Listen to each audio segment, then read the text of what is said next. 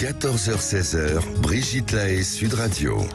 Bonjour à tous, nous sommes ensemble durant ces 2 heures sur Sud Radio. Alors la semaine dernière, nous avons évoqué les douleurs masculines, notamment durant les relations sexuelles.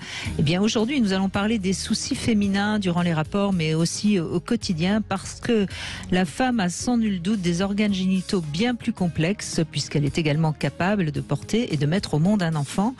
Et c'est peut-être parfois au prix de bien des souffrances. On se souvient de cette phrase, hein, tu enfanteras dans la douleur. Bon, mais c'est peut-être pas forcément une obligation. Alors évidemment, aujourd'hui, de plus en plus de gynécos prennent en compte aussi le plaisir des femmes et pas seulement leur rôle de mère. En tout cas, c'est avec Christian Jamin qui nous tient compagnie durant ces 2 heures et qui aime les femmes, eh bien, qu'on va essayer de répondre à toutes vos questions, parce que je le dis très souvent, la douleur, c'est un signal qui bien sûr doit être entendu, mais il est important ensuite de pouvoir faire tout ce qu'on peut pour que cette douleur disparaisse. Alors que vous ayez des règles douloureuses, une vulvodynie ou des douleurs lors des rapports, eh bien, je vous invite à nous rejoindre pour témoigner. Et puis pour ça, bien sûr, vous connaissez notre numéro 0826 300 300. Bonjour Christian Jamin. Bonjour à tous et à toutes. Alors, je vais vous poser une première question à laquelle vous allez répondre comme ça approximativement, parce qu'évidemment c'est une question difficile, mais vous êtes gynécologue, vous recevez des patientes tous les jours. Quel est le pourcentage de femmes qui ont une vie amoureuse, une vie normale, sans trop de douleur? Alors, une vie tout court, si vous permettez. Oui, si vous voulez. Parce que j'aime bien être dans l'émission de l'amour, mais la femme ne se limite pas à l'amour. Ah, quand même, c'est important pour nous, les femmes. Et pour nous, alors. Non, vous, c'est le sexe. Alors, une vie tout court, bon, 100%, enfin, tout long. 100%. Oh non, c'est pas vrai. Non, parce qu'il y a la douleur. Moi, personnellement, j'ai pratiquement pas eu de problème. Alors c'est vrai que j'ai pas enfanté. J'ai réfléchi au sujet que vous m'avez demandé pour aujourd'hui. Et alors, j'ai fait la liste. Alors, bon, ça commence à la puberté. La puberté, les règles arrivent, c'est très douloureux. Les seins qui poussent déjà un petit peu. Ah, ça, je ne me souviens pas. Ben, moi, je me souviens. Bon. Après, vous avez le cycle, avec les troubles de l'humeur qui précèdent les règles, et chacun sait que ça, c'est 80% des femmes, et 6%, c'est un vrai drame. Ça s'appelle la dysphorie prémenstruelle. Et puis, vous avez les règles qui font mal, qui donnent mal à la tête, parfois.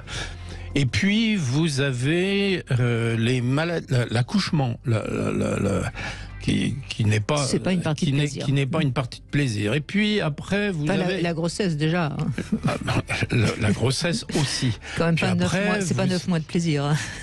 Certainement. Après, vous avez les maladies. C'est-à-dire qu'aujourd'hui, on parle beaucoup de l'endométriose. On en reparlera, j'imagine. L'adénomiose et puis tous les signes qui vont avec, les troubles digestifs, les troubles psychologiques qui suivent cette maladie. Et puis, vous avez la ménopause, avec un certain nombre de désagréments qui... quand vous faites le total, rares sont les femmes qui échappent à leurs organes de reproduction.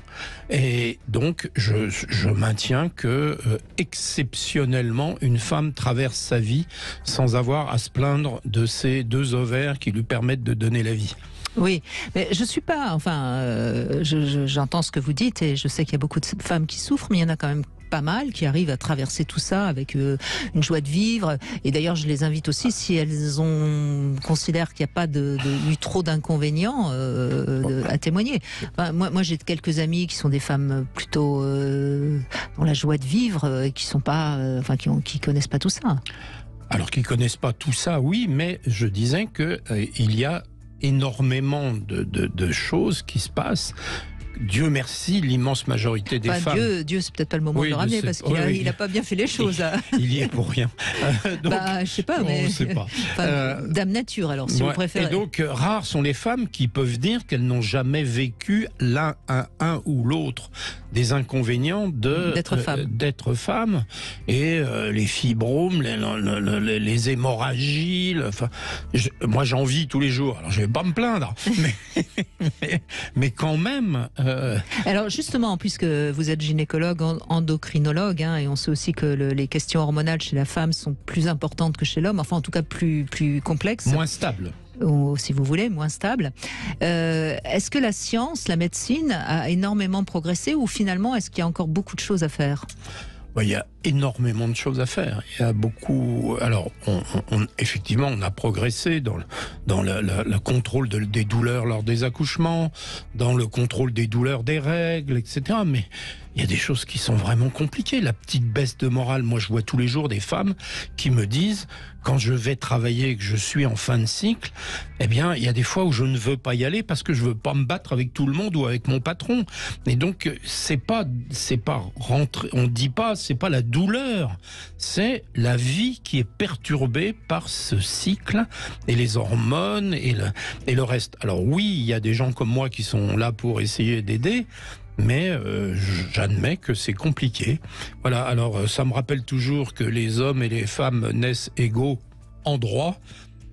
Ça, c'est la première constitution, mais ils naissent pas égaux tout court dans ce qui se passe dans la vie. En tout cas, ils ne sont pas identiques. Voilà, évidemment. alors, bon, vous pourriez me répondre que les hommes, eux, vont mourir à Verdun. Oui, c'est vrai aussi. Enfin, aujourd'hui, plus trop. Hein. Plus trop, mais ils meurent ailleurs. Et donc, oui, c'est vrai qu'aujourd'hui, la longévité, cela dit, ça s'est raccourci. Hein. Oui. Je crois qu'il n'y a plus que 3 ans de différence, alors qu'il y en avait 7 il y a encore 20 ans. Oui, elles nous ont bien rattrapés sur le tabac, sur le stress, sur le travail. C'est-à-dire que c'est les femmes qui ont perdu en espérance de vie. Et ils n'ont pas perdu, mais les hommes ont davantage gagné. Oui, l'écart se réduit. Mais c'est dû certainement, en effet, au stress, aux femmes qui boivent et qui fument plus, etc. Tabac. Et puis peut-être qui roulent plus et qui ont... Enfin, il y a plein de facteurs comme quoi, finalement, être femme au foyer, c'était une tranquillité d'esprit et de calme. Enfin, ça va peut-être choquer certaines féministes, mais c'est quand même pas si mal, au fond. Oui, mais encore une fois, je disais qu'il y a les douleurs, au sens propre du terme, et puis les douleurs morales, c'est-à-dire les fluctuations de ces hormones qui changent en fonction du cycle, et puis la disparition des hormones au moment de la ménopause, les maux de tête au moment des règles. Enfin, bon, je pourrais vous faire une émission. Est-ce que ça, c'est pas dû au fait que les femmes sont beaucoup plus dans leur ressenti émotionnel que les hommes? Ah non. Parce que vous êtes, vous dites ça sans savoir de quoi je parle. J'en vis, je vous le rappelle. Oui, non, mais je suis pas en train de dire qu'elles n'ont pas ces fluctuations émotionnelles. Ça, je le reconnais volontiers. Mais la différence, si vous voulez, c'est que les hommes on leur peut assez leur reprocher d'ailleurs, sont pas tellement dans le ressenti de leurs émotions et ils sont dans l'action. Et donc peut-être que le fait de trop être dans le ressenti émotionnel accentue justement ces douleurs, ces difficultés. C'est ça que je voulais dire. Mais quand vous êtes déprimé 15 jours avant vos règles, on n'a qu'à manger un peu de chocolat et puis ça passe. Ça. Et quand vous avez mal à la tête tous les mois, tout ça, c'est pas inventé, c'est vrai. On commence à avoir des explications hormonales. Moi, c'est une partie de mon travail. On a des explications hormonales au mal-être engendré par toutes ces fluctuations. Oui, mais en même temps, et encore une fois, je ne parle pas spécialement de mon cas personnel, je parle des témoignages que j'entends. Il y a aussi des femmes qui passent à travers tout ça parce que justement, elles sont dans la joie, dans la vie, oui, bien sûr. Et puis elles s'écoutent pas trop, quoi. Enfin, tout ça. C'est vrai, mais elles sont obligées de pas s'écouter. Alors que c'est un état d'esprit, c'est pas. Oui, mais ça existe. C'est ça que je veux dire. En tout cas, on va voir ce qu'elles nous racontent. Elles vont nous le dire. Et elles vont nous le dire. Et je suis sûre que vous allez les entendre et peut-être les aider aussi, parce que quelque part aussi, il y a des solutions quand même sur beaucoup de points. Il y a beaucoup de solutions.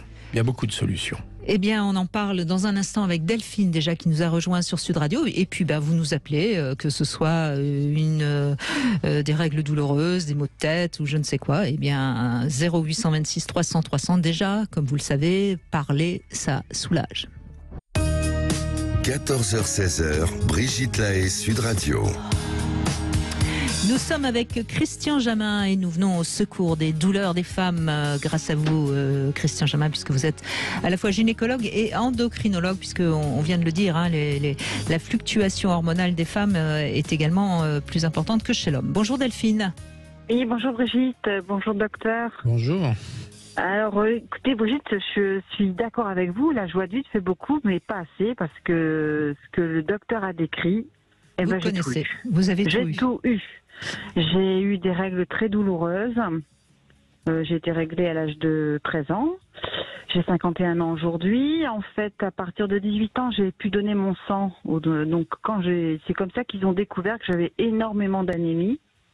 Et que grâce à eux, on m'a fait faire une batterie d'examen et ils ont vu que j'avais un kyste sur un ovaire. Donc j'ai eu une célioscopie, je devais avoir 18 ans et demi, 19 ans. Et quand ils ont analysé ce kyste, c'était un kyste d'endométriose. J'avais fait le diagnostic. Oui. Et ensuite j'ai eu un traitement pendant plus d'1 an, du Danatrol. Je ne sais pas si ça existe encore à l'époque, à l'heure actuelle surtout. Et j'ai rencontré mon premier mari. On m'avait dit que le Danatrol était un moyen aussi de contraception. Et je suis tombée enceinte avec. Et j'ai eu plusieurs avis de médecins de tout style, hein, des médecins qui n'étaient pas d'accord pour que je garde les bébés parce que j'avais des faux jumeaux. Et mon médecin de famille qui disait oui, mais le problème c'est comme tu as eu un kyste et que tu as fait de l'endométriose, tu as une chance sur 2 de plus avoir d'enfants. Donc il valait mieux les garder. Oui. Voilà. Donc moi j'ai pas eu un très bon début de grossesse. Donc j'ai perdu le deuxième à 3 mois de grossesse. Et après on me disait le problème c'est comme tu as eu du Danatrol, tu risques d'avoir un enfant avec 2 sexes. Enfin, je vous raconte mes souvenirs de l'époque parce que j'étais jeune quand même. Et en fait, c'est quand même des injonctions terribles qu'on vous donne. Voilà. Et c'était difficile, très difficile parce que pour moi, je voulais pas faire partir ce bébé parce que j'avais peur de plus avoir de bébé après. Et ça, pour moi, c'était dans ma vie, il fallait que j'ai des enfants de toute façon. Donc je voyais pas ma vie sans être maman. Et finalement, vous l'avez eu, ça s'est bien passé. Alors j'ai eu une petite fille. Alors c'était le risque, c'était si j'avais une fille. Donc bien sûr j'ai eu une fille parce que on m'avait dit si elle peut naître avec ils appelaient ça 2 sexes, c'est-à-dire qu'à l'âge de 18 ans on aurait dû l'opérer pour confirmer le sexe qu'elle est vraiment quoi. Oui. Bon, elle n'a pas eu tous ces problèmes-là heureusement, mais elle a été très poilue et une grosse voix. Donc c'est vrai qu'à la crèche souvent on disait oh là là, faut pas qu'elle pleure parce qu'elle a une voix très très grave. Bon après il n'y a pas eu de souci, j'ai eu 2 autres enfants par la suite. Donc j'ai 3 filles et alors quand on parle j'ai eu toujours des règles douloureuses. J'ai eu un stérilet à base hormonale, c'est Mirvana ou Mirena, je ne sais plus comment ça s'appelle. Vous utilisez beaucoup l'imparfait, donc je suppose qu'aujourd'hui vous êtes en ménopause. Je suis en ménopause depuis l'âge de 47 ans. D'accord. Et donc soulagée quelque part. Alors le seul côté positif de la ménopause, c'est que j'ai plus de règles. Mais après, j'ai tout le reste. Les bouffées de chaleur, la prise de poids. Des fois, j'ai envie de pleurer. Et pourtant, je suis quelqu'un de très optimiste. Et j'aime beaucoup partager, j'aime rigoler, j'aime faire la fête. Mais des fois, voilà, j'ai des moments où je vais regarder une pub à la télé, ça va me faire pleurer, quoi. Il y a une sensibilité qui sort. Bon, ça, je pense que ça fait partie aussi de moi, mais elle est plus accentuée. Et après, quand elle est plus accentuée à des moments particuliers. Voilà, c'est ça. Voilà. Mais j'ai eu aussi, après ma 3e, comme le papa, on s'est séparés, je l'ai très mal vécu. Donc j'ai fait une ligature de trompe à l'âge de 34 ans. Et après j'ai rencontré mon second mari, et à 36 ans, on aurait bien aimé avoir un bébé ensemble, mais j'ai pas pu, quoi, parce que on m'avait enlevé un morceau des trompes en fait, donc c'était pas possible de réparer. Mais c'est vrai que quand on écoute votre témoignage et on voit bien, vous êtes une femme sensée, hein, on voit bien que vous avez quand même traversé beaucoup de soucis. Voilà. Vous donnez de l'eau au moulin de Christine Jamin. Oui. Je me suis reconnue dans tout ce que vous avez dit. Parce que j'ai eu des fibromes, j'ai eu les kystes, que ça revient, ça repart. Et j'ai fini par j'avais toujours des règles très abondantes et très douloureuses. Donc, le gynécologue que j'avais vu m'a dit on va peut-être gratter la paroi de l'endomètre. Et ça a fait un peu d'effet. Si on fait le bilan comme ça, Delphine, vous dites quoi? Vous dites, finalement, je suis quand même contente d'avoir été une femme parce que au moins j'ai pu porter mes enfants, j'ai des enfants, ou est-ce que vous dites, quand même, quelle galère d'être une femme? Je dis quelle galère d'être une femme, c'est vrai. Par rapport, c'est injuste. C'est injuste parce qu'ils n'ont pas tout ce que nous on a, tout ce qu'on doit supporter. Parce que quand on devient maman, je pense qu'on n'a pas les mêmes angoisses qu'un père. Moi j'ai 3 filles et malheureusement dans mes 3 filles j'en ai 2 qui ont de l'endométriose, dont une qu'on vient de diagnostiquer, elle en a sur son utérus, sur ses 2 ovaires et sur l'estomac. Alors ça, j'ai appris. Bon, moi, ça avait touché mes ovaires. Mais j'ai ma petite sœur, on a 15 ans d'écart. Elle en a aussi dans son utérus et elle dans l'intestin. Et ça, je le savais pas parce qu'à l'époque, on n'en parlait pas. Maintenant, on en parle de l'endométriose. Et on le reconnaît. Parce que quand j'étais jeune, quand je disais que j'avais très mal, que je faisais des hémorragies. Je pouvais rien faire. Je tachais tout le temps mes vêtements. C'était vraiment un handicap. Et puis en même temps, on était gênés parce que c'est gênant vis-à-vis des autres de dire bah oui, je suis réglée, oui, j'ai trempé.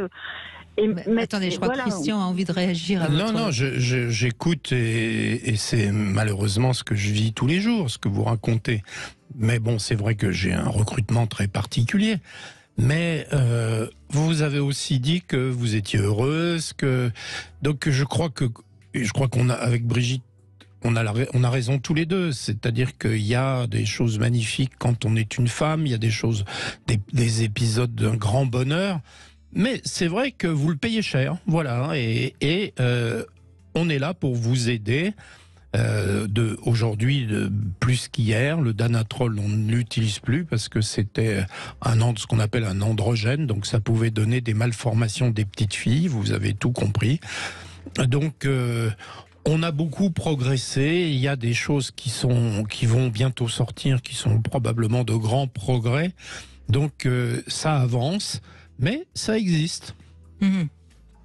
Alors je profitais de vous, docteur, comme là, je viens d'apprendre que ma fille aînée a de l'endométriose sur ses 2 ovaires. Et on lui a dit qu'elle était déjà dans un stade avancé et critique.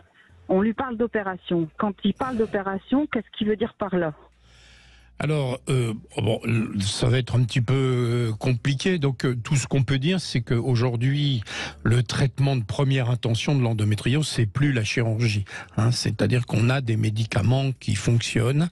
Et donc, on va pas faire le cas de votre fille à la radio, mais on opère le moins possible.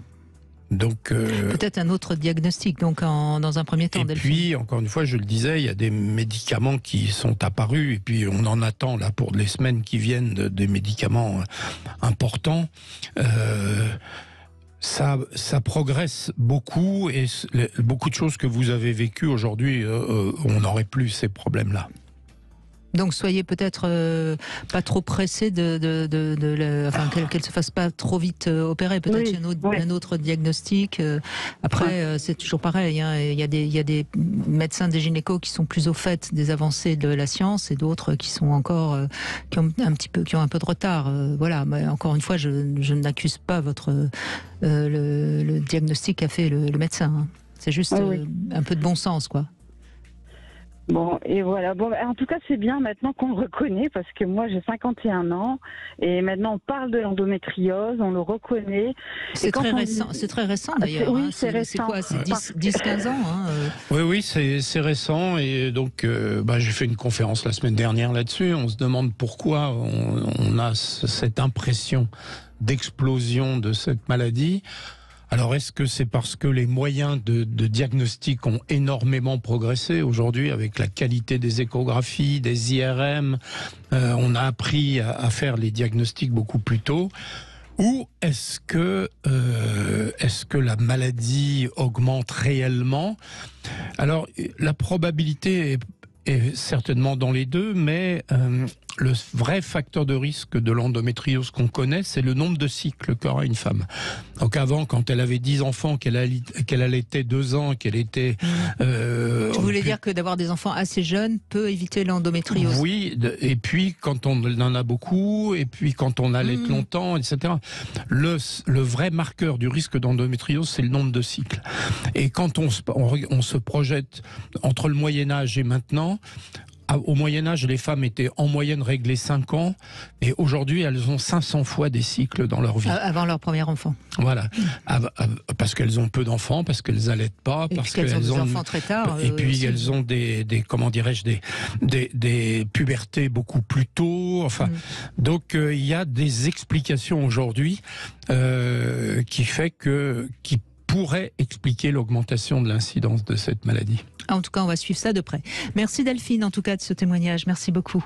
On va faire une petite pause. Nous allons retrouver notre Sexy News, Fleur Chérie, qui nous emmène sur le chemin du polyamour. Brigitte Lahaie, Sud Radio, c'est l'instant Sexy News. Eh bien, Christian Jamin, nous accueillons Flore Chéry, journaliste, et qui est venue avec ce livre qui fait pas mal parler de lui, n'est-ce pas? Oui, mais oui, je viens de terminer le très bon livre de Lucille Belland, Polyamoureuse, qui vient de paraître aux éditions Larousse le 11 janvier dernier.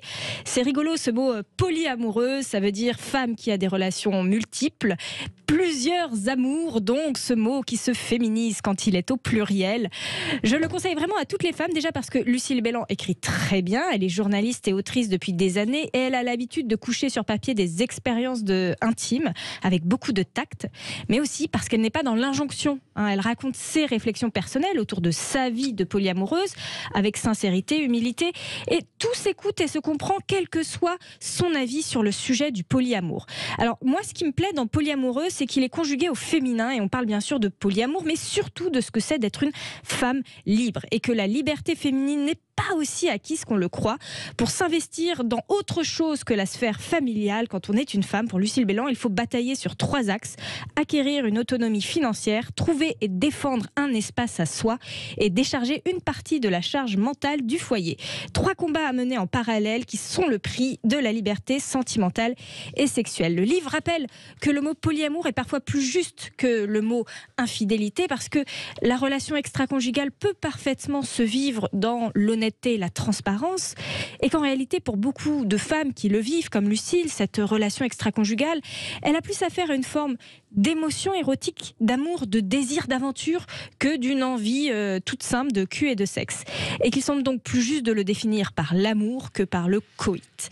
Lucille évoque aussi la question d'en parler ou non autour de soi. Est-ce qu'on doit exposer au grand jour ce que de nombreuses personnes préfèrent cacher et dissimuler? Avec cette question qui revient si souvent: est-ce que tu as pensé aux enfants? Ce à quoi elle a elle aussi sa réponse: oui, elle a pensé aux enfants, elle en a 3, ils sont loin d'être bêtes ces enfants, ils comprennent les mensonges, les arrangements avec la vérité, les dissimulations. Ne pas créer de secrets dans sa famille, c'est un moyen de les protéger, c'est le sien en tout cas, de mettre du sens sur ce qu'il se passe sans les laisser interpréter la situation.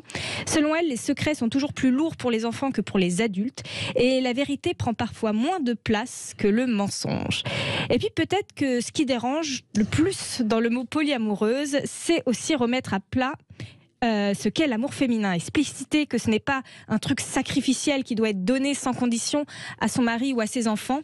L'amour féminin, ce n'est pas un dû au sein d'un foyer qui se mesure à l'implication dans les charges domestiques. Dire que l'on est polyamoureux, c'est aussi s'autoriser à être un sujet, expliciter que l'amour, même féminin, est quelque chose que l'on maîtrise, qui n'est pas inconditionnel, qui se partage, qui se donne et qui se reprend. C'est peut-être ça le plus difficile finalement dans ce mot polyamoureux, ce mot qui raconte en creux que les amours des femmes ne sont ni dupes ni soumises.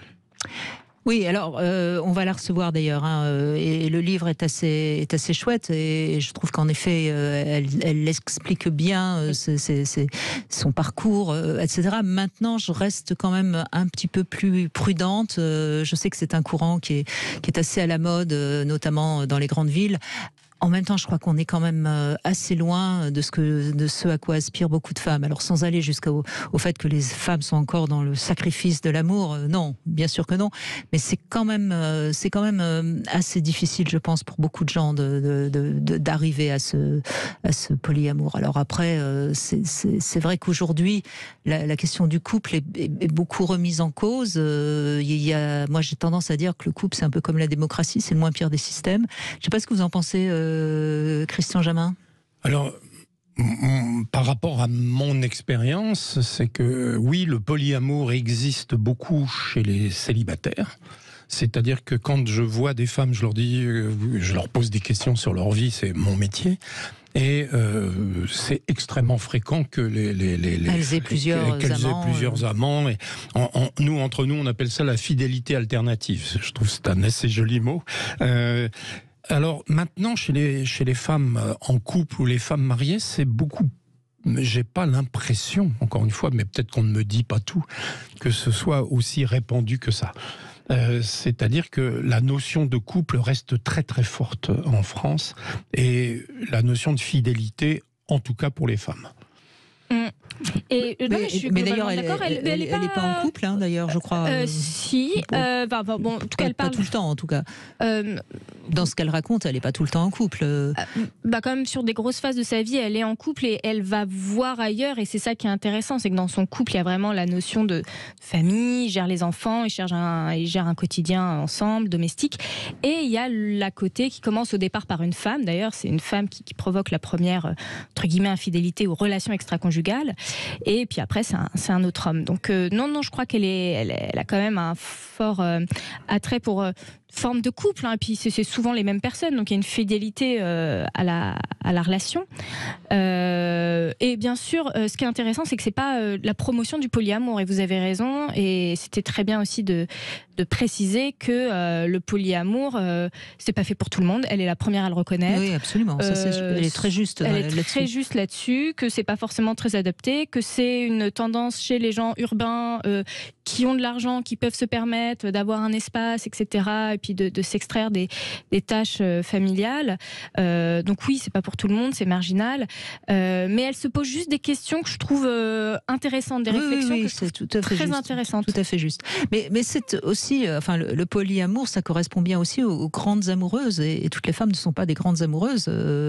C'est peut-être ça aussi qu'il faut dire, parce qu'en fait, quand on parle de polyamour, c'est pas d'avoir plein d'aventures sexuelles, c'est vraiment cette capacité à avoir des amitiés avec peut-être, pourquoi pas, de la sexualité, mais c'est pouvoir se partager avec plusieurs personnes, quoi, finalement.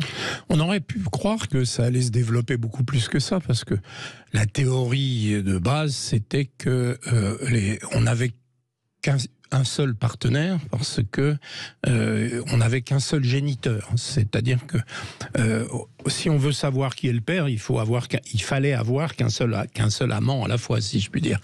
Alors que depuis la contraception, on aurait pu penser que le fait qu'on puisse maîtriser la fertilité aurait pu faire exploser le polyamour, et c'est pas mon impression. Non, loin de là. C'est pas mon impression. Donc l'idée que on ne garde qu'un homme parce qu'on veut savoir qui est le père, vous parliez de l'animalité, ça existe aussi chez les animaux, ça semble faux. Cela dit, il faut rappeler que dans les années 70, les hippies ont essayé de lancer des courants encore plus libres d'ailleurs que le polyamour, et on a vu ce que ça donnait. Voilà. Hein. Donc tout n'est pas basé sur le fait qu'on veut maîtriser la génétique. Non, ça certainement pas. En tout cas, c'est une liberté que peuvent aujourd'hui s'autoriser certaines femmes, ce qui était totalement impossible au siècle dernier. C'est ça l'intérêt, évidemment, du polyamour. Merci en tout cas, Fleur Chéry.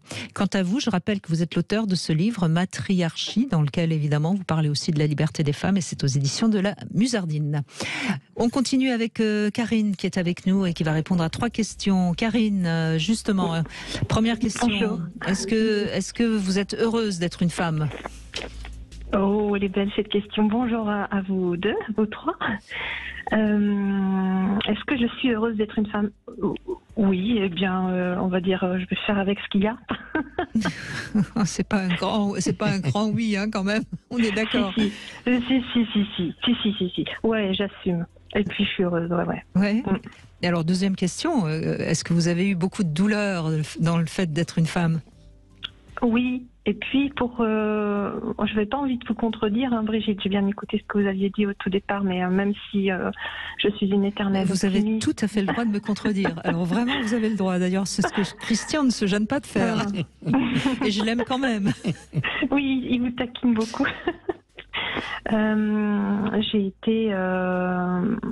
J'ai eu beaucoup de désagréments, des douleurs de règles, des syndromes prémenstruels horribles, quelques fibromes, une période de ma vie qui est bien, parce que maintenant j'ai plus de règles, hein, mais voilà. Bon, eh ben écoutez, encore une, Christian Jamin. Une groupie, chouette, une groupie.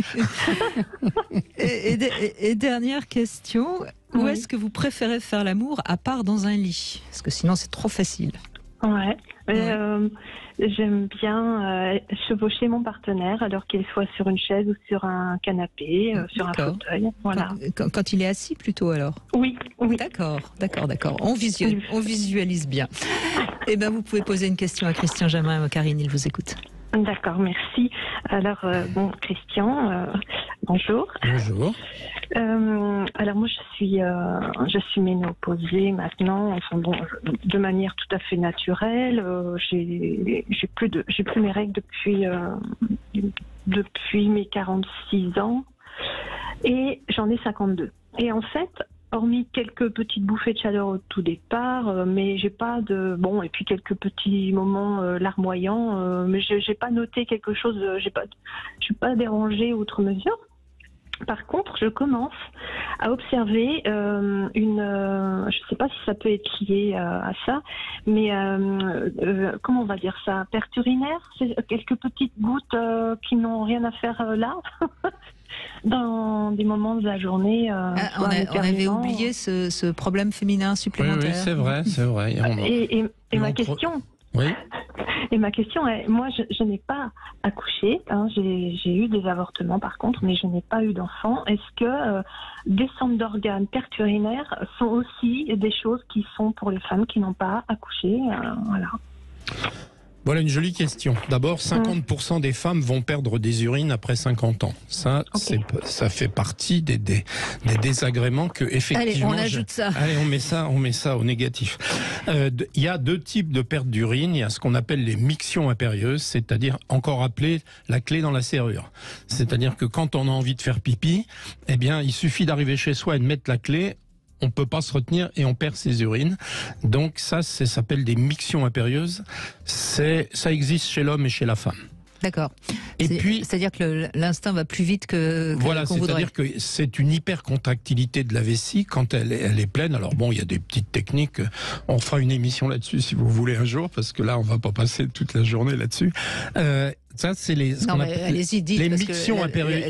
La petite technique, là, vous avez toutes les femmes suspendues à vos lèvres. Profitez-en. La technique, c'est qu'il faut uriner à heure fixe et ne pas attendre que la vessie soit pleine pour s'apercevoir qu'elle se contracte. Trop, bien sûr. Et puis, il y a des médicaments. Et puis, il y a la perte d'urine d'effort, c'est-à-dire la perte d'urine quand on tousse, quand on court. Et ça, c'est lié au vieillissement des muscles, parce que le hamac qui soutient tout ce qui est dans le corps, en dessous, là, au niveau du vagin et du rectum, eh bien... tous les muscles pubio-coccygiens. Comme tous les muscles, ça vieillit, et comme ça vieillit, eh bien, ça descend légèrement, la vessie bascule, et il y a une perte des repères anatomiques, ce qui fait que quand on court ou quand on tousse, normalement, il y a une pression qui augmente, mais il y a une contre-pression qui augmente, et quand la vessie a basculé, la contre-pression ne se fait pas. Ça s'appelle les pertes d'urine d'effort. Alors, c'est vrai que ça se voit chez les femmes, les grandes multipares, c'est-à-dire celles qui ont eu beaucoup d'enfants, mais on en voit chez toutes les femmes. J'en ai vu chez des sœurs, donc des bonnes sœurs. Donc ça n'est pas forcément lié. C'est lié au vieillissement musculaire. Alors là, je voudrais dire quelque chose. Si je dis quelque chose d'important aujourd'hui, c'est ça. Allons-y. C'est-à-dire que la musculation du pelvis est indispensable, que la rééducation qu'on apprend après les accouchements ne sert à rien si on ne continue pas à le faire. C'est-à-dire que on vous fait faire de la rééducation pour vous apprendre à le faire, mais si vous arrêtez, c'est comme si vous aviez rien fait. Donc, il faut que les femmes entretiennent les muscles du pelvis pour éviter que ça bascule. Voilà les pertes d'urine, les deux causes de perte d'urine. Ben voilà, Karine, vous avez votre réponse. Super, donc ça veut dire que même si j'ai pas eu d'enfant, je peux pas, évidemment, je ne suis pas sans risque, même en descente d'organes, etc. Il faut apprendre à vous servir de votre pelvis dans toutes les circonstances de la vie. Eh bien voilà, au travail. Merci beaucoup, les joies d'être une femme. Merci Karine, merci beaucoup. Allez, on fait une petite pause et on va continuer avec Annie justement qui va revenir avec nous sur Sud Radio. Vous aussi, vous pouvez témoigner si vous êtes heureuse d'être une femme. S'il vous plaît, venez à mon secours, 0826 300 300. À tout de suite. Brigitte Lahaie, Sud Radio. Nous sommes avec Christian Jamin, gynécologue endocrinologue. Alors les femmes ont la chance de pouvoir porter les enfants, de les mettre au monde au prix de beaucoup de souffrances, et c'est ce que nous évoquons aujourd'hui avec vous, Christian. Et il me semble que Annie aussi a son petit lot de douleurs. Bonjour Annie. Bonjour, Brigitte et bonjour Christian. Bonjour. Ravi d'être avec vous aujourd'hui. Merci. Alors, je suis heureuse d'être une femme, mais pas depuis très longtemps. Alors, oui. Alors ça, ce que vous dites est très intéressant, parce que je crois que les hommes sont heureux d'être des garçons dès leur enfance, parce que d'abord maman adore d'avoir un fils, alors qu'avoir une fille, c'est déjà moins valorisant.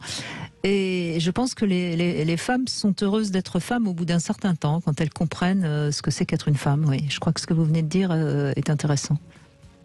Oui, j'ai compris Enfin, j'ai compris. J'ai longtemps voulu être un garçon, et puis ces dernières années... écoute, je me suis réconciliée avec moi et avec mon corps, mais je pense que peut-être la ménopause y est pour beaucoup. Mes douleurs ont commencé à l'âge où on a ses règles, à 12 ans. Et toute ma jeunesse, j'ai manqué l'école, je manquais le travail. Tellement vous aviez mal, tellement vous ne pouviez pas...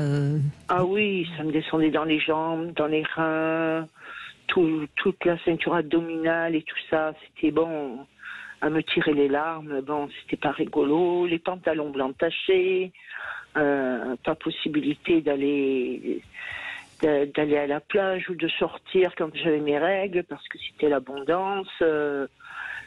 Et jusqu'au jour où j'ai une gynéco, alors c'était à l'âge de 50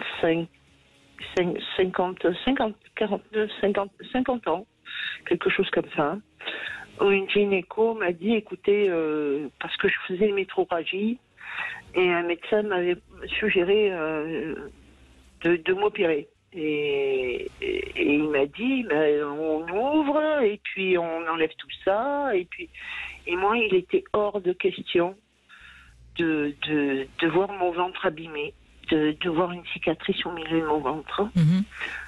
Donc j'ai refusé.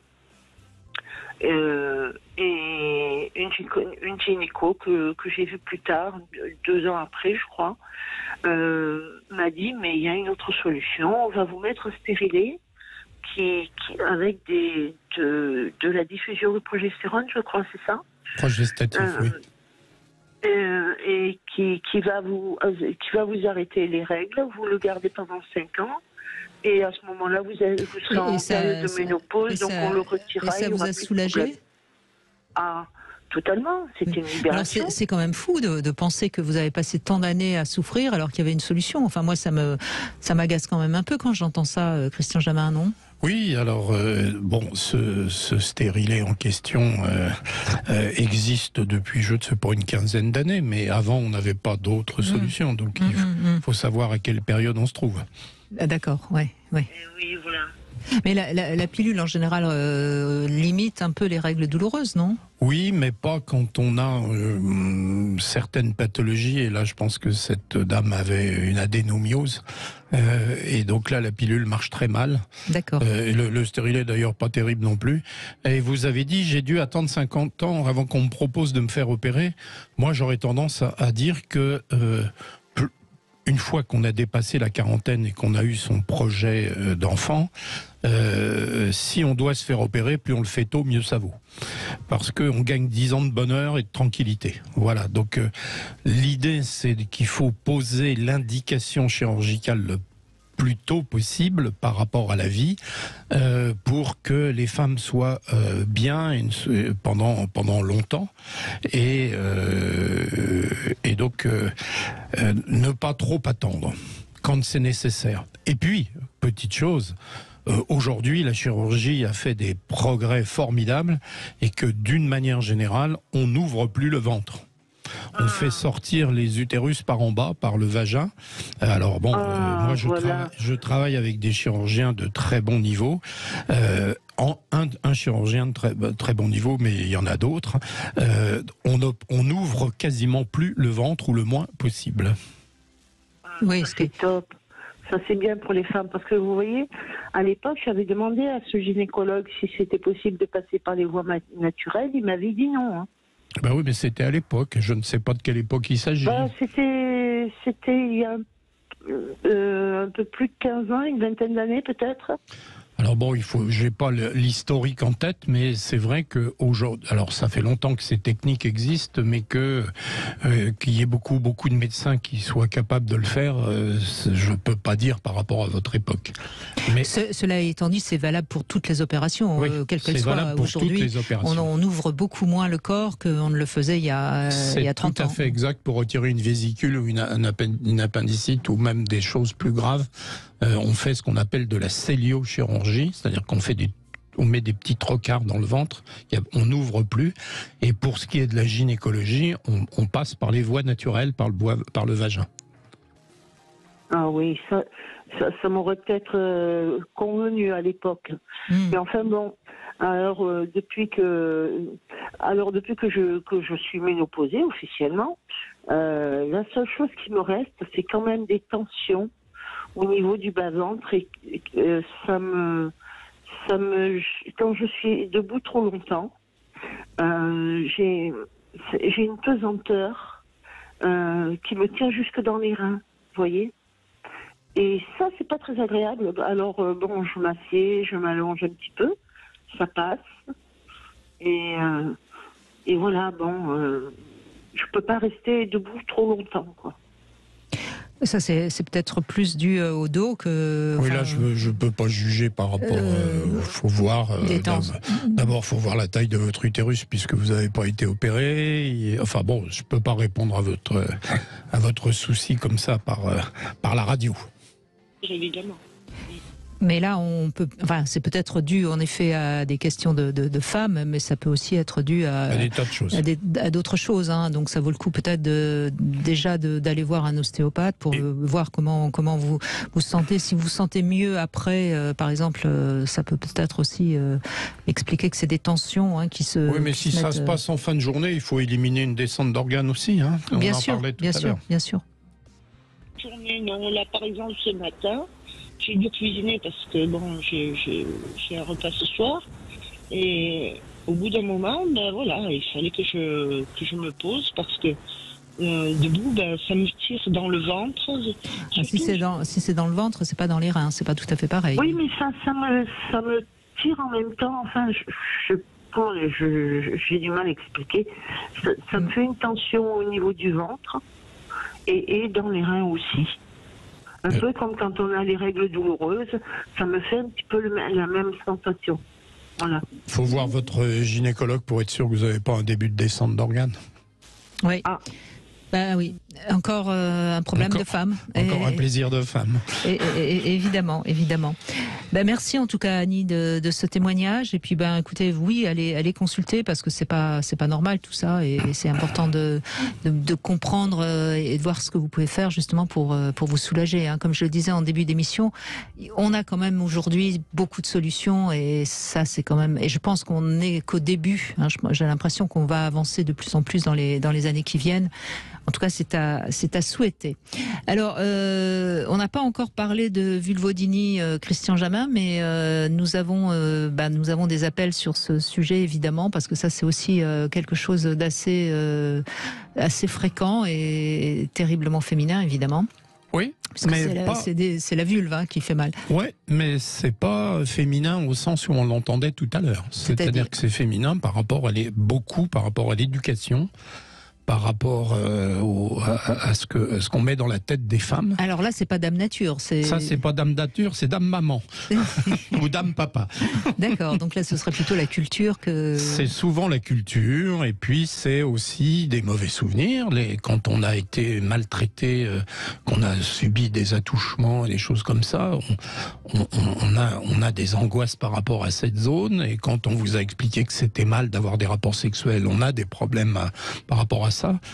Et donc, ce qu'on appelle la vulvodynie, c'est ce qu'on appelle aussi, nous, une dyspareunie, c'est-à-dire douleur lors des rapports, orificiels, c'est-à-dire à l'entrée. Oui, au moment de la pénétration. Il ne faut pas confondre avec les dyspareunies profondes qui, là, dépendent de problèmes organiques. La dyspareunie orificielle, c'est dans l'immense majorité des cas, si ce n'est la totalité des cas, des problèmes psychologiques. D'accord, on va revenir sans doute après les infos sur ce sujet.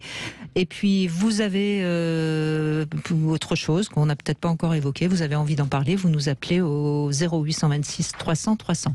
La petite devinette du jour, on va revenir sur des questions d'hommes. Là, en quoi consiste le fait de vendre des faux Viagra? C'est quoi vendre des faux Viagra? La réponse, c'est après les infos.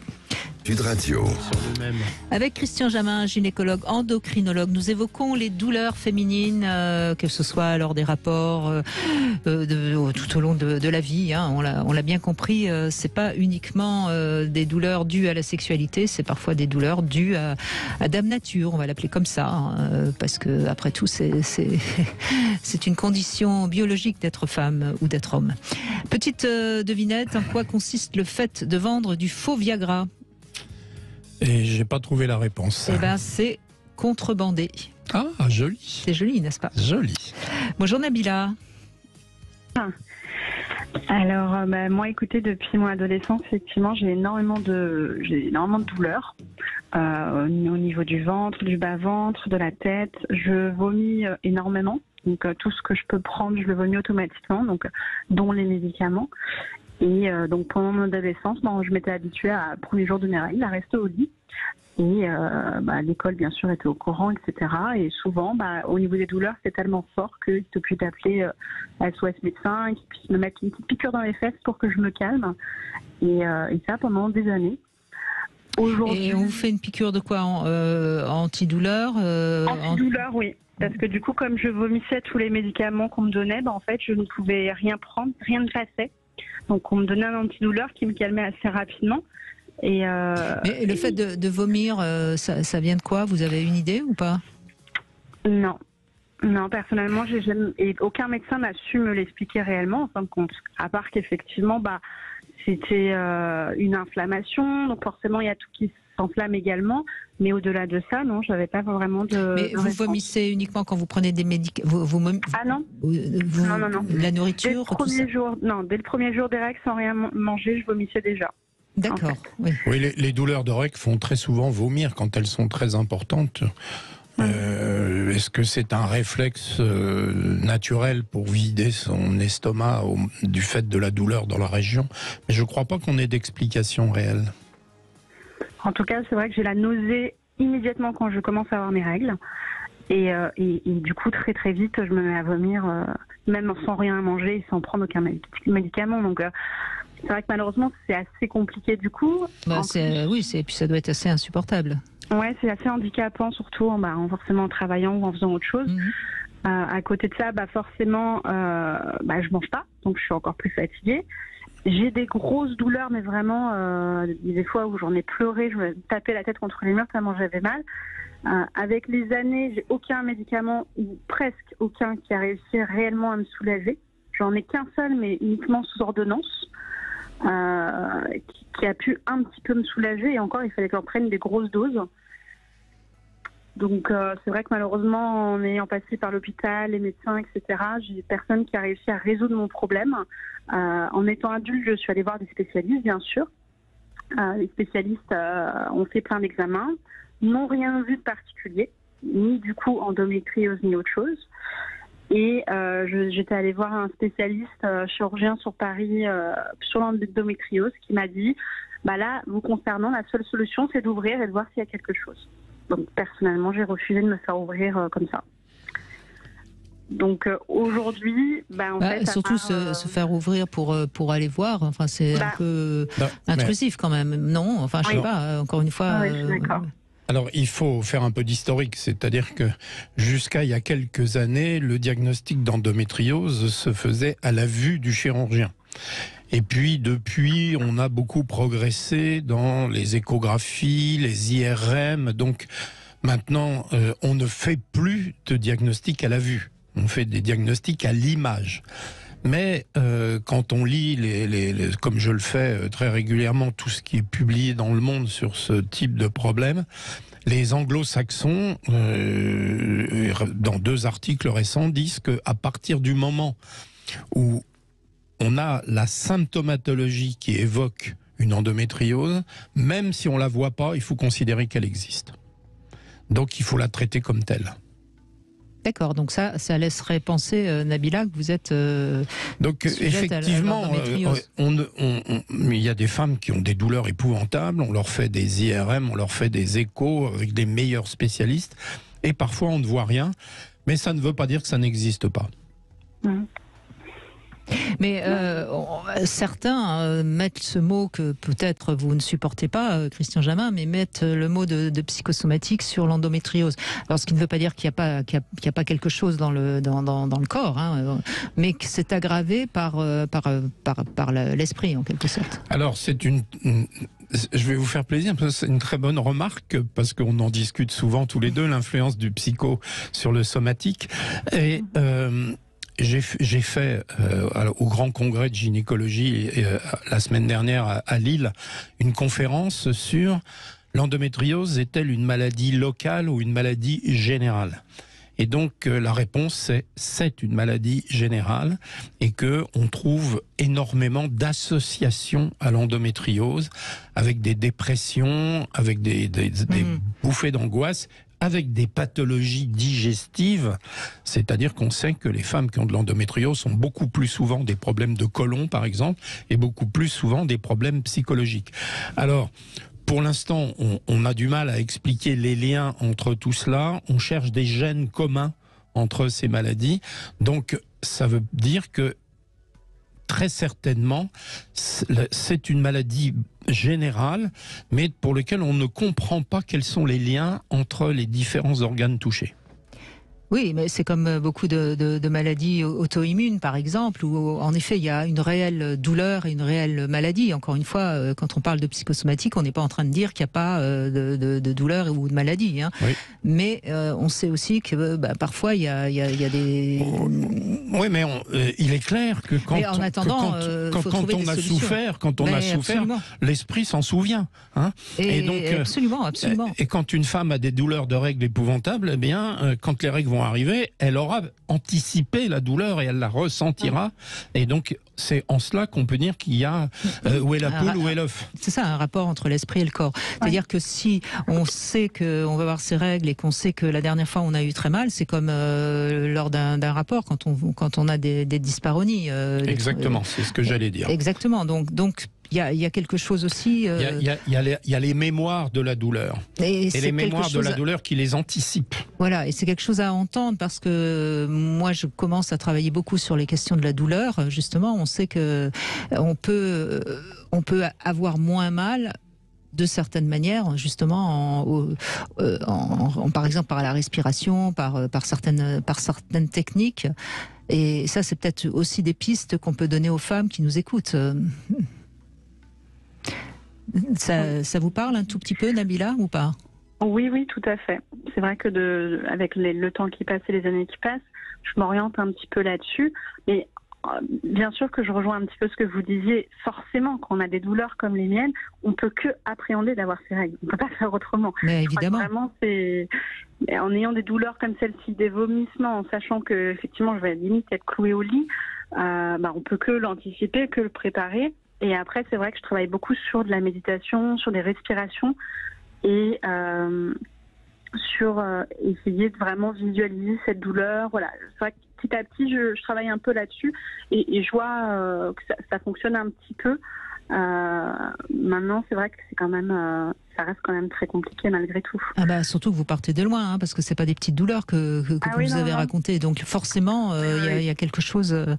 Mais en tout cas, c'est intéressant parce qu'au moins on avance depuis une vingtaine d'années sur ces questions-là, quand même. Ouais, ça c'est indiscutable. Surtout, on avance sur ces problèmes multifocaux, c'est-à-dire que la douleur de règles est susceptible de générer des dépressions, des angoisses. Alors, est-ce que c'est deux maladies qui vont ensemble ou est-ce que c'est l'une qui a créé l'autre? Est-ce que c'est l'inflammation? Là, pour l'instant, on ne sait pas répondre à ces questions-là. Écoutez, bon courage Nabila. Merci beaucoup. Merci à vous. Merci de votre témoignage. On va revenir justement sur cette fameuse vulvodynie dans un instant. Et puis vous pouvez vous aussi appeler si vous avez envie de témoigner au 0826 300 300. À tout de suite. Avec Christian Jamin, nous évoquons les douleurs féminines et donc on en a parlé tout au début. On va en parler avec vous, Randall. Bonjour. Bonjour à vous. Bonjour.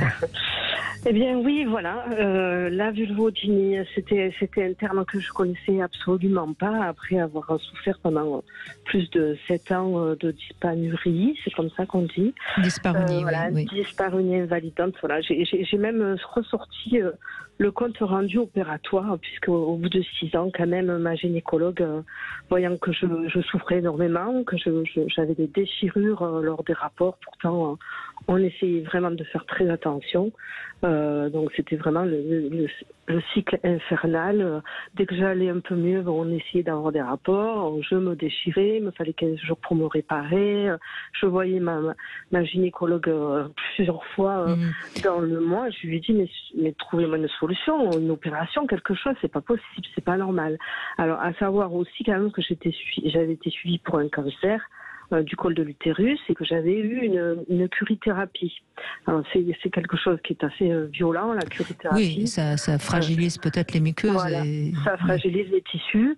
Et donc pendant cette opération, ils m'ont effectivement aussi fait une greffe.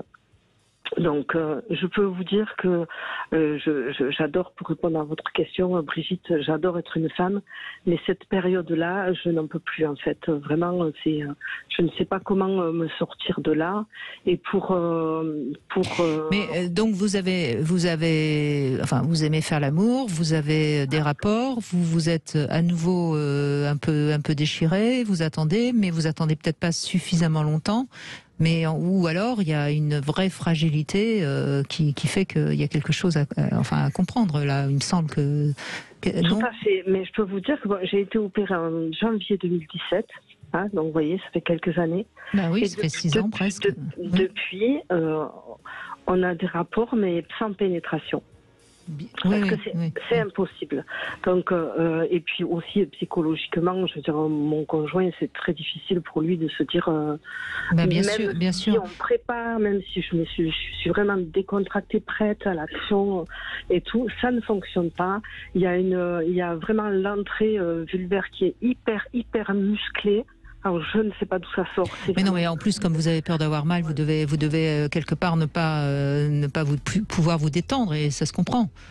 J'ai l'impression pourtant de l'être, mais en tout cas au niveau de l'endroit, c'est pas du tout décontracté, quoi. Voilà. Et avant d'être opéré, il y a eu quand même des procédures. Maintenant, à savoir que les kinés se spécialisent dans les massages vulvaires, justement, pour éviter l'emploi de la machine qui musclerait plus que les doigts, en fait. Mais c'est horriblement douloureux. Même là, à l'époque, elle m'avait dit on arrête parce que j'ai pas l'impression de vous aider. Après, j'ai eu des injections de Botox qui ne m'ont absolument pas aidé du tout. J'ai absolument pas vu de différence. Après, j'ai été opérée. Et là, en 2000, j'ai plus de contact avec le chirurgien. Pourtant, on discutait beaucoup et je vais vous expliquer pourquoi, pour revenir sur le sujet psychosomatique. Il m'avait proposé des injections de graisse. C'était une pratique qui venait d'Espagne. Moi, j'ai dit, écoute, on se tutoyait tellement on était en lien. J'avais dit, non, je veux pas d'injection. Je vais essayer de trouver autre chose. Et on avait énormément discuté parce que je suis une survivante de l'inceste et que il m'avait dit, le corps n'oublie pas. Enfin, on était beaucoup partis sur ce côté-là psychologique. Et moi, je suis thérapeute. En plus, je suis sexothérapeute. Donc, je peux vous dire que je suis dans le. Oui, bien sûr. Vous essayez de comprendre. Bien sûr, voilà. bien sûr. Je connais énormément de patientes qui souffrent pareil. Et on ne trouve pas de solution, même en ayant un appui psychologique. Ça revient aussi à ce que vous disiez, Christian Jamin, c'est que souvent, derrière les vulvodynies, il y a soit des questions culturelles, soit des abus. Oui, alors, pas toujours, encore une fois, il ne faut pas généraliser. Oui. On va essayer d'expliquer un peu pour les auditeurs, c'est qu'il y a 2 façons d'avoir mal pendant les rapports, où on a mal au fond, et là c'est souvent une maladie, donc en particulier l'endométriose, où on a mal à l'entrée. Et quand on a mal à l'entrée, dans l'immense majorité des cas, c'est psychologique. C'est-à-dire qu'on a la vulve se contracte au moment de la pénétration et ça fait très mal.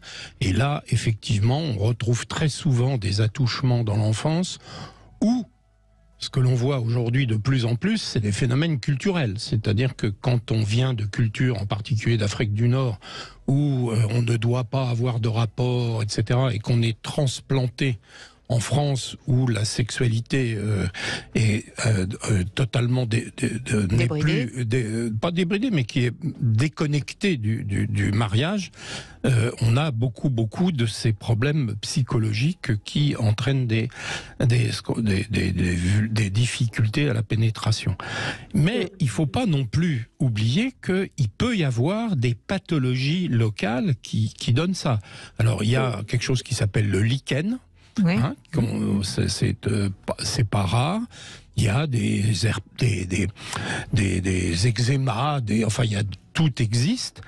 Et puis vous nous expliquez que vous avez eu une curithérapie, si j'ai bien compris. Oui. Donc là, il peut y avoir eu aussi des brûlures profondes. Donc je me garderais bien de poser un diagnostic en vous écoutant. Mais ce que je voulais dire, c'est que en numéro 1, c'est culturel ou religieux.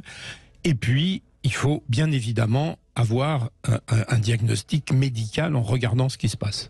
Oui, tout à fait.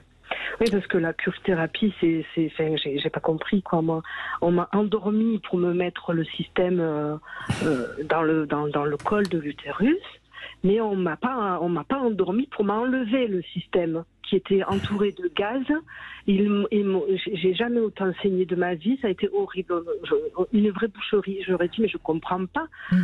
Pourquoi vous faites ça comme ça? Donc j'imagine qu'ils ont dû vraiment abîmer à l'époque. Oui, et puis vous avez la mémoire aussi de cette souffrance-là et de cette violence-là aussi, parce que c'est quand même aussi une violence, certes peut-être médicale, mais enfin le mot violence n'est pas mal choisi. Hein. Enfin, ce qu'il faut dire...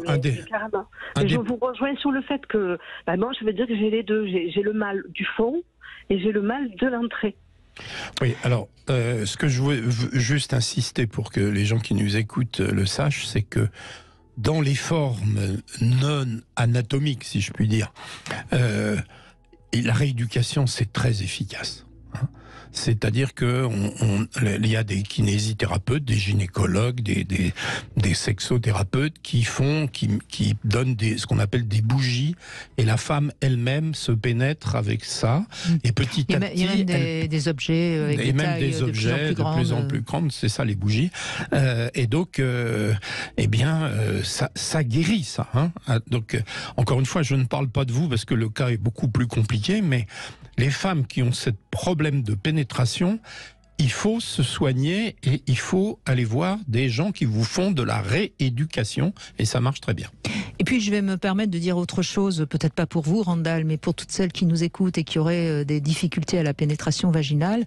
Il y a aussi une éducation à la sodomie qui peut à un certain moment apporter du plaisir et à l'homme et à la femme. Alors après, c'est aussi une façon de faire, ça s'apprivoise, il y a des techniques pour ne pas avoir mal les premières fois, et à partir du moment où on peut arriver à avoir du plaisir et des orgasmes de cette manière-là, ça peut aussi être une solution. Encore une fois, je ne dis pas que c'est pour vous, c'est la solution pour vous, hein, Randall, mais je donne aussi cette info-là parce que il y a des femmes qui ont réussi à trouver d'autres solutions, et on sait très bien que, encore une fois, c'est pas tout à fait impossible, mais encore une fois, non, et puis, ça se prépare, quoi. L'un n'empêche pas l'autre. C'est-à-dire que oui, bien sûr. Il faut pas se décourager parce que les techniques de rééducation fonctionnent très bien.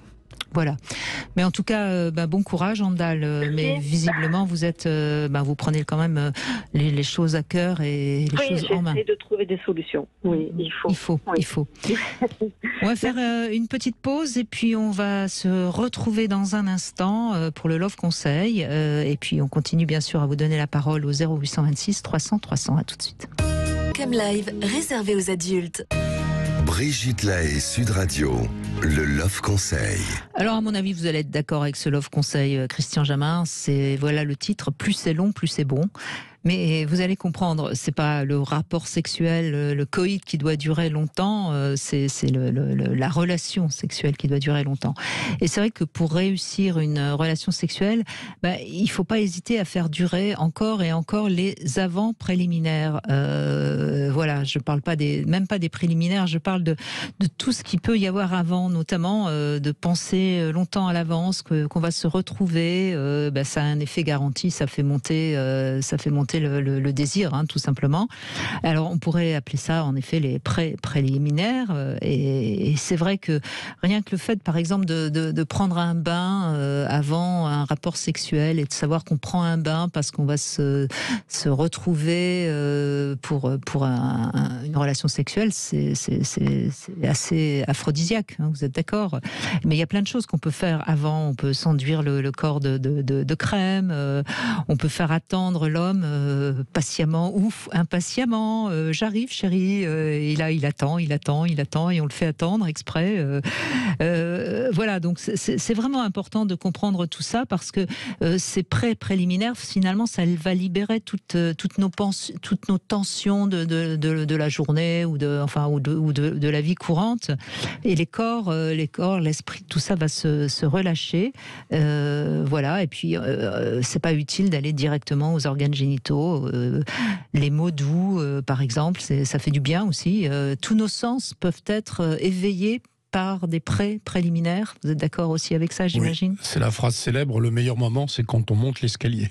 Voilà, alors je ne sais pas s'il faut aller jusque-là, mais voilà, en tout cas, c'est important et c'est d'autant plus important pour les femmes, puisqu'on sait que pendant ces préliminaires, il peut y avoir un peu d'excitation et donc de lubrification, et à partir du moment où il y a lubrification, la pénétration est plus facile.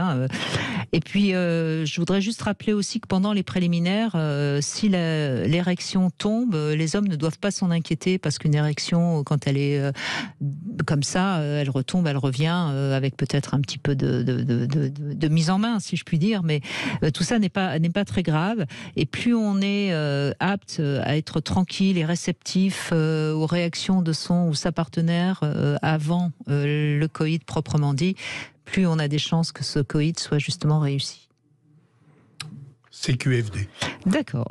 Eh bien, on continue donc. Justement, tiens, demain, on sera avec Robert Zully et on va évoquer le plaisir. C'est quoi le plaisir? Est-ce que c'est une sensation, une émotion?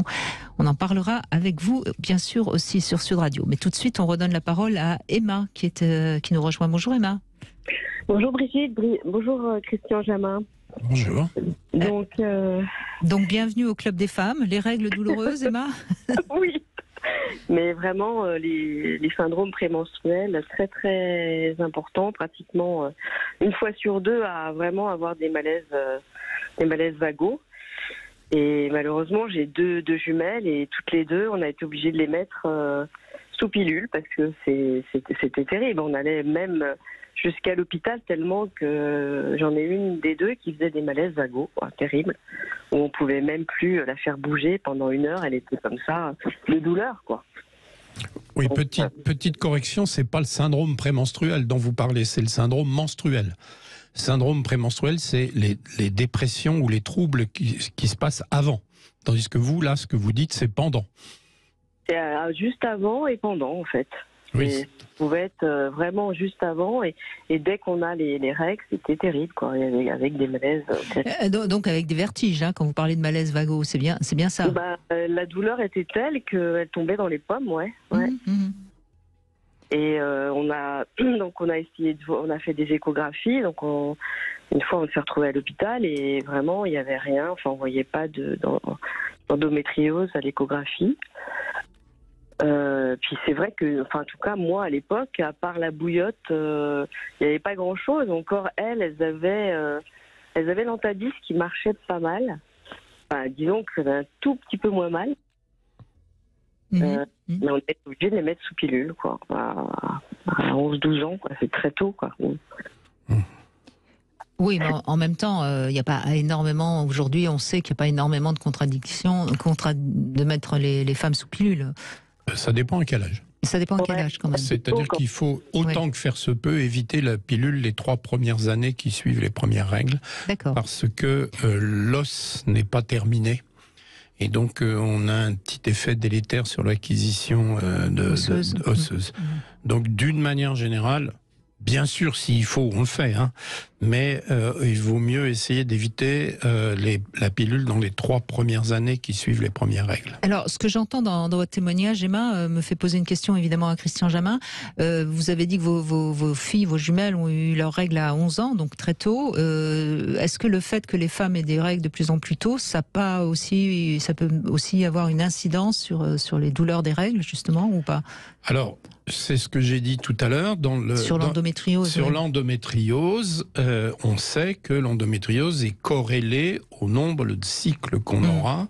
Et avant, les femmes étaient réglées à 16 ans et enceintes à 18. Et l'âge de la ménopause, lui, n'a pas changé, mais elles avaient plusieurs grossesses et plusieurs périodes d'allaitement. C'est sûr qu'aujourd'hui, les premières règles, c'est plutôt 11 ans. Donc, on a gagné 5 ans. Sur les premières règles, ce qui est énorme, et donc probablement que ça participe à l'augmentation de ces problèmes. Vous avez eu vos règles à quel âge, vous, Emma? Vous vous souvenez ou pas? Moi, c'est plutôt 13 ans. 13 ans, oui. Et 11-12 ans, je crois me souvenir, 11-12 ans. Oui, ouais. on gagne des années tout le temps. Hein. Oui, alors il semble que ça se tasse un peu, mais c'est vrai que c'est beaucoup plus tôt qu'il y a... C'est très tôt, 11 ans, enfin... C'est encore une petite fille, enfin, je veux dire... C'était peut-être 12 ans quand même, parce qu'en temps, ça me paraît... Mais l'âge moyen, maintenant, c'est 11 ans, hein. C'est en 6e. Ouais, d'accord. Et puis moi, j'étais vraiment... Ça veut dire qu'il y en a qui les ont encore plus tôt. Oui, hein. Alors il y a des filles qui les ont à 10 ans. Ça, c'est moins habituel. Et c'est plus les pays du Sud, apparemment. Portugal, je sais qu'il y a énormément de jeunes filles qui ont à 9-10 ans, hein, les règles. Il y a une question de... Ouais, peut-être. J'ai pas de certitude épidémiologique sur le sujet. Mais on pense on est sûr que c'est des problèmes de nutrition, oui, c'est-à-dire que comme les enfants sont bien nourris, et en particulier avec des protéines assez tôt, ça explique probablement que les règles surviennent plus tôt. Oui, bien sûr, ça paraît évident d'ailleurs, puisque la nourriture, on sait par exemple que les femmes anorexiques ont du mal à être enceintes, elles n'ont pas de règles. Enfin, on sait très bien que être bien nourri permet un développement plus rapide de l'humain. Hein. Mais on voit aussi les inconvénients des avantages. Hein. Mais c'est vrai que quand on mange mal, ou peu, ou très peu diversifié, on a beaucoup de problèmes de règles. 40% des problèmes des règles des femmes sont liés à des troubles nutritionnels. Oui, anorexiques. Pas anorexiques. Pas uniquement. Pas uniquement. Il y a ce qu'on appelle l'orthorexie, c'est-à-dire les femmes qui sont obsédées par le fait de trop bien manger. Qui veulent rester minces. Oui, et puis ce qu'on appelle les dysorexiques. C'est celles qui suppriment de leur alimentation parce qu'elles ont lu dans les aventures de Babar que c'était mauvais pour la santé de manger tel ou tel truc. Et donc ça, on en voit beaucoup. Ça, ouais. Oui, il faut rappeler peut-être qu'on est omnivore, c'est-à-dire qu'on doit manger de tout. De tout. Pas uniquement des légumes, voilà, c'est ça? C'est exactement ça. Pas que de la salade. L'espèce humaine est faite que nous trouvons ce qui est nécessaire à notre vie dans la nourriture. C'est-à-dire qu'il y a énormément de choses qu'on n'est pas capable de fabriquer. Et c'est ce qui a fait la liberté de l'homme, probablement. Ça, si on essaye de comprendre l'évolution. Et donc, le fait qu'on mange de tout fait qu'on va chercher ailleurs tout ce qu'on ne sait pas faire. Et la bonne partie des femmes qui n'ont pas de règles sont liées au fait qu'elles se mettent à des régimes bizarres. Vous allez vous faire des amis auprès des écologistes femmes. Oui, mais je suis habitué, moi, à tout ça. Et le sucre, ça n'a rien à voir. Le sucre n'a rien à voir, sauf que une autre maladie qui donne des troubles des règles, qui s'appelle l'ovaire polykystique, est souvent liée, lui, à des troubles de l'insuline. Donc, faut pas abuser du sucre non plus. Non plus. Oui, mais ça paraît, encore une fois, on a l'impression que vous enfoncez des portes ouvertes, Christian Jamin. Il est évident que la manière dont on se nourrit a une influence énorme sur notre santé et donc forcément sur la vie des femmes. Mais c'est bien de temps en temps de le rappeler quand même. Alors si vous me laissez 15 secondes... Je vous laisse jusqu'à 16h si vous voulez. Eh bien, la nature est incroyable. C'est-à-dire que quand on manque de quelque chose, l'organisme réserve ce qu'on lui donne à ce qui est essentiel. Et ça s'appelle se mettre en économie d'épargne. Donc quand on mange mal, le cerveau continue à fonctionner, la respiration, le tube digestif. La reproduction s'arrête. Parce que la nature vous dit « j'en ai pas assez pour deux ».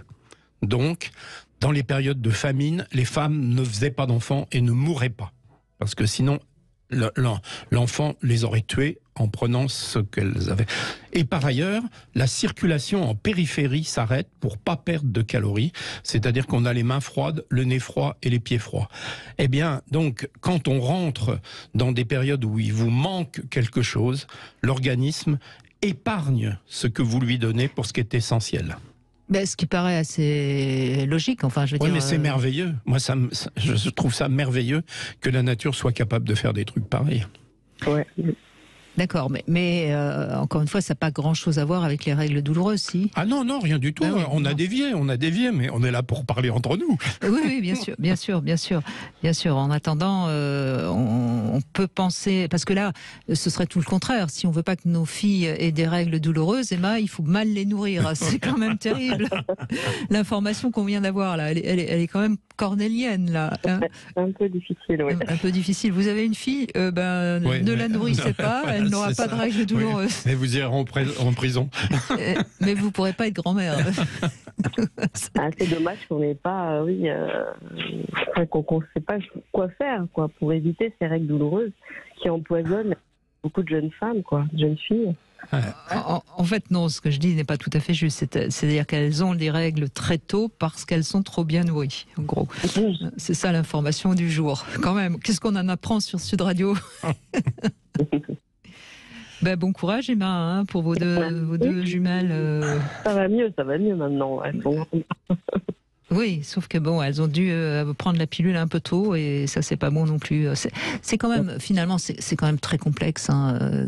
On le voit depuis 14 heures. Il n'y a pas de solution miracle. Bah ouais, c'est un métier. Hein. Je m'en rends compte. J'y consacre beaucoup de temps depuis très longtemps. Mais au moins, ce qui est bien avec vous, Christian Jamin, c'est qu'on voit que vous n'avez jamais de certitude. Vous continuez à regarder tout ce qui se dit, tout ce qui se fait, et c'est pour ça que on avance toujours en confiance avec vous. Merci. Et merci à vous. Et merci Emma de ce témoignage. On va revenir sur les dyspareunies dans un instant avec Émilie pour conclure. Et puis j'espère qu'on aura aidé toutes les femmes qui souffrent et qui quand même sont heureuses d'être femmes. J'espère. Oui, mais je pense que vu le nombre d'appels et les discussions, je pense qu'il faut qu'on recommence. On recommencera, c'est promis. On s'est promis. Allez, on se retrouve dans un instant. Cam4.fr, le plus grand site de webcam live réservé aux adultes. 14h-16h, Brigitte Lahaie, Sud Radio. Toujours avec Christian Jamin, gynécologue, endocrinologue. Nous évoquons les femmes et leurs douleurs au quotidien. Bonjour Émilie. Bonjour Brigitte. Merci d'être avec nous. Alors, vous avez eu des dyspareunies, c'est-à-dire des douleurs lors des rapports, notamment à la pénétration ou plutôt en profondeur? Alors, j'ai bien écouté tout ce que vous avez dit tout à l'heure, mais moi j'avais l'impression d'en avoir et à l'intromission et en profondeur, mais peut-être que c'était possible, dès le départ et que c'est resté dans ma tête. C'était l'impression peut-être d'avoir une douleur un peu générale. Les deux sont possibles. Par exemple, si on a mal à l'entrée, on n'a pas de désir. Et si on n'a pas de désir, on n'a pas de lubrification. Donc on peut déjà avoir mal dans le vagin. C'est-à-dire qu'il y en a trois. Il y a la douleur à l'entrée, la douleur au fond, qui est plutôt organique, et puis la sécheresse, qui rend un rapport désagréable. Bonjour Christian, au passage. Bonjour. Oui, je pense qu'il y avait un mélange de tout ça. Effectivement, j'ai eu un trouble du désir pendant très longtemps, accompagnant la dyspareunie. Voilà. Tout à fait, pendant longtemps, oui. Ouais. Et c'est guéri? Oui. Je pense que c'est guéri au bout de 20 ans. Et comment avez-vous fait? Alors j'ai essayé plein de choses, mais je pense que ce qui a fonctionné au final, en plus de me connaître et de travailler sur moi, c'est une ostéo qui m'a fait des manipulations internes et qui a vraiment senti, elle m'a dit des adhérences. Alors je ne sais pas trop ce que c'est, mais c'est le mot qu'elle employait et qu'elle a beaucoup travaillé physiologiquement et ça m'a beaucoup aidé vraiment. Et puis j'ai fait du tantra pour le côté psychologique, je pense que ça m'a beaucoup aidé aussi. Bravo. À lâcher prise et ouais, je pense que les deux combinés. Les massages internes et le tantra, vous avez tout trouvé toute seule. Bon, mais alors tant mieux. Oui, mais encore une fois, moi je reviens un peu sur c'était mon leitmotiv au départ, c'est-à-dire qu'à un moment donné, vous vous êtes acceptée en tant que femme. On sait que le tantra c'est surtout une école de la féminité, hein, et puis vous avez pris, si je puis dire, votre corps en main, hein, vous l'avez ausculté de l'intérieur.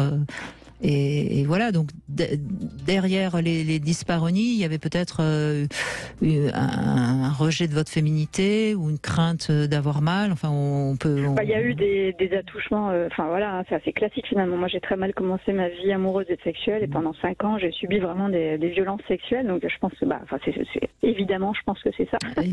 Là, il y a cette fameuse mémoire du corps dont vous parliez, Christian Jamin. Bien sûr, il est probable qu'à un moment donné, le corps il vous dit non, hein, il vous dit zut, et il faut le réhabiliter à s'ouvrir au plaisir. Hein. Oui, et je pense que ça a pris beaucoup de temps parce que comme j'étais très jeune aussi, moi je suis un peu en colère contre les médecins que j'ai pu rencontrer dans ma vie, qui m'ont jamais écouté, qui n'ont jamais pris ça au sérieux, comme tous les autres problèmes féminins que j'ai pu avoir d'ailleurs. Et personne m'a aidée, et je suis restée comme ça avec beaucoup de peur, de difficulté à en parler. Quand vous dites, ça veut dire que vous disiez que vous aviez mal, pardon, et on vous disait c'est dans la tête ou une connerie comme ça? Oui, les gynécologues que j'avais à l'époque, j'ai même vu une sexologue à l'époque qui a banalisé le truc complètement, et puis bon, on n'a pas parlé tellement de ça, elle m'a dit oui c'est comme ça arrive. Bon, j'avais 18 ans, j'étais déjà hyper gênée de faire cette démarche qui n'était pas hyper conventionnelle à l'époque, et j'ai pas trouvé de soutien du tout. Ouais, c'est insupportable. On se demande quel métier ils font, quoi. Je suis d'accord avec vous. C'est assez pénible parce que je sais plus l'autre jour qui m'avait dit ça, mais c'est pareil. C'était un médecin et qui disait toujours moi, j'écoute d'abord le symptôme du patient et je me dis que le patient a raison dans ce qu'il décrit de sa douleur. C'est ça mon premier diagnostic. Et je trouvais que c'était une parole d'un médecin plein de bon sens, et on devrait entendre plus souvent ce genre de paroles. Oui, la médecine a beaucoup évolué avec les machines. C'est-à-dire maintenant, on vous met la tête ou le corps dans une machine, et puis on a l'impression qu'on va faire des diagnostics. Non, le diagnostic, c'est l'écoute du 80% l'interrogatoire. C'est-à-dire quand on interroge bien les gens, quand on pose les bonnes questions, quand on écoute les réponses, on sait après quelle machine on doit utiliser. Mais on ne doit jamais utiliser une machine au hasard. Donc il faut, pour moi, la médecine, le temps primordial, c'est l'écoute. Oui, et puis accepter d'entendre ce que disait Émilie, parce que si vous aviez mal, c'est que vous aviez mal. Voilà. Après, trouver les raisons pour lesquelles vous aviez mal, c'est pas simple, peut-être, mais il faut pas vous dire c'est normal, c'est comme ça. Enfin, c'est insupportable. Et si je peux juste, parce qu'il y avait un deuxième sujet qui n'a pas encore été abordé dans les problèmes féminins, assez féminins, que j'ai eu, ce sont les cystites récidivantes et post-coïtales. J'ai découvert ça l'année dernière. Oui, très juste. On l'a oublié. Voilà, à plus. Mais on n'avait que 2 heures. Il faudrait 3 semaines, moi, pour tout dire. Mais les cystites post-coïtales, eh bien ça fera partie d'une autre émission. Ça, il faut qu'on en parle. Non, mais on va en parler. La pauvre Émilie, vous n'allez pas faire comme les autres médecins, la rejeter, c'est pas grave. Non, j'ai pas dit ça. C'est que la cystite post-coïtale est probablement liée au fait que quand la verge est dans le vagin, ça fait comme une pompe à vélo, hein, et ça fait remonter de l'air qui vient du vagin par le petit trou qui fait pipi, et le canal il fait 1,5 centimètre. Donc ça veut dire que vous polluez votre vessie par de l'air qui vient du vagin, qui est plein de colibacilles qui eux-mêmes viennent de l'anus. Donc Les cystites post-coïtales, on appelle ça aussi le syndrome de la nuit de noces, parce que c'est quand on mouille beaucoup, c'est quand on est très excité, qu'on a beaucoup de sécrétions et que ces sécrétions vont polluer la vessie. Donc, il y a des techniques pour ça. Il faut évidemment vider sa vessie après un rapport, il faut boire beaucoup, et on peut aussi proposer de prendre des plantes qui empêchent l'implantation des germes après le rapport. Oui, le démanose, je ne sais pas si on peut le citer, mais je le cite quand même parce que ça m'a sauvé la vie. Eh ben voilà, on l'avait dit, c'est pas moi qui l'ai dit. Et alors, c'est quoi? C'est des plantes C'est des plantes, le démanose, le cranberry, tout ça, qu'il faut prendre juste après le rapport. D'accord. Pour éviter qu'on avale Oui, qu'on avale, parce que ça évite que les germes ne s'implantent dans la vessie. D'accord. Bah écoutez, si ça vous a sauvé, Émilie, merci de donner l'information à toutes celles qui écoutent et qui peut-être sont un peu en train de se demander comment elles vont faire pour Oui, parce que ça, c'est un enfer, ça aussi. Hein. Parce que alors, là, quand on rencontre quelqu'un et qu'on est heureux d'une vie sexuelle et que ça se termine par des douleurs épouvantables le lendemain matin, c'est quand même pas rigolo. Donc... Et on repart dans la même dynamique que le disparu et on a peur que la prochaine fois ça recommence. C'est terrible et c'est vraiment hyper douloureux. Et surtout là aussi, c'est pour ça que je pousse encore un coup de gueule, mais vraiment j'ai vu je ne sais combien de médecins pour ça, je ne sais combien de gynécos, et à chaque fois on m'a dit mais vous êtes un peu fatigué peut-être, ou vous êtes un peu surmené, ou c'est un problème de femme, c'est comme ça, c'est normal, il n'y a rien à faire. Et j'ai cherché toute seule, vraiment de mon côté, pour trouver des solutions, parce que c'était insupportable, quoi, de me dire c'est pas possible, et puis, folle, quand même. Alors on vous file à chaque fois des antibiotiques, vous continuez à prendre antibiotiques sur antibiotiques, c'est pas non plus terrible. Après vous faites des mycoses, ça. Oui, exactement, et j'en ai pas parlé, mais je l'ai fait à chaque fois, évidemment, bien sûr. Non, c'est pas drôle. C'est pas drôle, non, c'est vraiment pas drôle. Bon, en tout cas, bravo Émilie, parce que vous avez visiblement su... Enfin, avec peut-être beaucoup de cheminement, mais en tout cas, vous avez réussi à trouver des solutions dans tout ce que vous avez traversé. Moi, je trouve que c'est bien de terminer par ce message-là, parce que c'est quand même un message que vous pouvez transmettre à toutes celles qui nous écoutent. C'est qu'il y a quand même des pistes et des solutions. Oui, tout à fait. Il faut se battre pour les trouver. C'est juste ça qui est un peu dommage, mais je sais qu'il en existe. Et c'est pour ça que j'ai jamais baissé les bras, quoi. Donc, mais il y a peut-être c'est la première fois qu'on aborde cette émission vraiment avec dans le vif du sujet, si je puis dire, les douleurs des femmes. Mais il y a quand même sur le plan sociétal, il y a peut-être quand même beaucoup de choses à dire et à faire auprès notamment de tous les médecins qui quelque part sont pas suffisamment informés. Je leur jette pas la pierre, mais il y a quand même beaucoup d'informations à transmettre. C'est sûr, mais effectivement, tous les médecins ne sont pas formés à ça, oui, c'est vrai. Mais bon, il faut qu'ils écoutent Brigitte Lahaie. Bah oui, non, mais d'accord. Mais, enfin, plutôt, on parle pas de ça tous les jours, évidemment, mais il y a quand même, et d'ailleurs, les gynécos aussi, certains sont quand même assez sourds. Oui, donc ne me demandez pas de juger. Non, c'est pas ce que je veux dire, mais j'entends. Enfin, moi j'ai quand même souvenir notamment d'un témoignage d'une femme qui avait du vaginisme et qui a fait 3 gynécos avant qu'elle en ait un qui lui dise qu'il y avait des solutions. Je l'invente pas. Hein. Donc c'est aussi important d'écouter, et puis de conseiller. Si soi-même on se sent un peu impuissant, on peut envoyer chez quelqu'un qui saura. Ce qui est bien, c'est de savoir qu'on est tous perfectibles. Oui, bien sûr. Non, mais bien sûr. Émilie, en tout cas, merci de ce témoignage, qui est quand même un témoignage positif finalement à l'arrivée. Oui, tout à fait. Donc. Tout à fait. Merci à vous. Christian Jamin, justement, pour conclure, qu'est-ce que vous pouvez dire aux femmes qui nous écoutent? Qu'est-ce que vous avez envie de leur dire, toutes celles qui souffrent depuis peut-être des années? J'ai envie de leur dire qu'il ne faut pas baisser les bras, comme vous venez de le dire. Il y a, on a abordé un nombre considérable de problèmes, certains plus graves que d'autres, mais il y a des solutions. Et donc, effectivement, il faut faire la quête des gens qui connaissent bien tel ou tel sujet. Et il ne faut pas se décourager. Il ne faut pas dire je ne peux pas avoir de rapport parce que ça me fait mal, parce que c'est mauvais pour son couple et c'est mauvais pour sa vie. Donc quand les rapports font mal, il y a des solutions. Quand les règles font mal, il y a des solutions.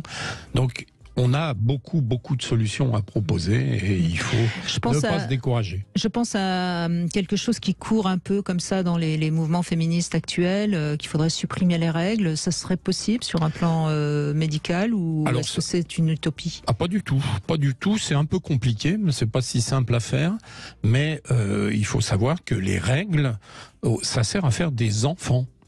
En dehors de ça, ça sert à embêter la vie des femmes et des maris. Donc les règles, si on peut les faire disparaître, à condition que ce soit pas n'importe comment, souvent ça traite bien les choses. D'accord, donc ça serait peut-être une avancée médicale sur laquelle on travaille, je suppose. Énormément.